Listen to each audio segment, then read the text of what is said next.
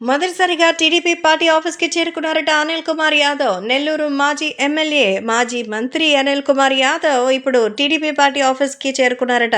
Media కనపడితే చాలు తన బూతులతో రెచ్చిపోతారు. డబుల్ మీనింగ్ జోకులతో, సెటైర్‌లతో తనేదో పెద్ద సినిమా హీరో అనిపించుకోవాలి అన్నంత రీతిలో అయితే బిల్డప్‌లు ఇస్తుంటాడు అనిల్ కుమార్ యాదవ్. ఆయన సీన్ ఎంతనేది ఇప్పుడు రాజకీయాల్లో ఓట్లేసినటువంటి వాళ్ళని అడిగితే నిజంగానే చెప్తారు. ప్రత్యర్థి దగ్గర 50,000 పైచిలుకు మెజారిటీతో అయితే దారుణంగా అయితే ఓటమి పాలయ్యారు అనిల్ కుమార్.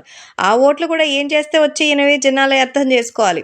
ఈ నేపథ్యంలో టీడీపీ పార్టీకి సంబంధించినటువంటి విషయాల్లో ఎప్పుడు నెగటివిటీ మాట్లాడుతూ చంద్రబాబు, పవన్ కళ్యాణ్ మీద నానా వ్యాఖ్యలు చేస్తారు. పవన్ కళ్యాణ్ గురించి అయితే అసలు చెప్పనక్కర్లేదు. ఆయన కొత్తగా డిక్షనరీని పెట్టుకోవాలి. అలాంటి పదాలు వాడతారు. క అనిల్ కుమార్ యాదవ్, పవన్ కళ్యాణ్‌ని. అయితే తాజాగా మరి అనిల్ కుమార్ యాదవ్ అయితే టీడీపీ పార్టీ ఆఫీస్‌కి చేరుకున్నట్టుగా సమాచారం. తెలుగుదేశం పార్టీలోకి కలవడానికి ఆయన ప్రయత్నిస్తున్నట్టుగా తెలుస్తోంది. ఇంతవరకు ఓటమి ఎరుగని నాయకుడిగా అయితే ఆయనకి పేరుంది. ఈ నేపథ్యంలో అనిల్ కుమార్ యాదవ్ ఎక్స్‌ట్రాలు చాలా ఎక్కువ చేశారని ప్రజల వద్దకు ఈ మధ్య తెలిసింది. కాబట్టి ప్రజల వద్దకు వచ్చి కూడా ఎలా బిహేవ్ చేయాలో కూడా అర్థం కానటువంటి వ్యక్తి అంటే నిజంగా చాలానే మరి ఈ విషయాల్లో ఇబ్బందులు ఎదుర్కొంటారని, తప్పకుండా భవిష్యత్తులో అయితే తెలుగుదేశం పార్టీ దానికి తగిన బుద్ధి చెప్తుందంటూ చెప్తున్నారు.